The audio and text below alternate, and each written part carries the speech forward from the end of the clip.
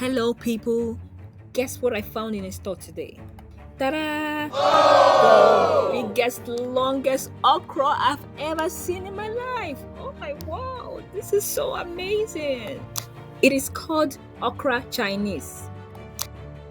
Next time, I'll buy it and try it and show you guys. Okay, for today, I'm looking out for the regular okra that I'm used to. So let's go look for it. So I was told they didn't have the regular okra today, and I was directed to the frozen vegetable section to find fresh frozen okra. Let's check it out. Can you see this? They actually sell okra and they sell it in different forms. Sliced one, as you can see here. They also sell whole okra and it looks so fresh. Wow. See another vendor also selling. This one is called Suraj. They also sell sliced ones and whole okra. Wow. So anytime I don't see fresh okra, I'll come to this section and get my fresh frozen okra.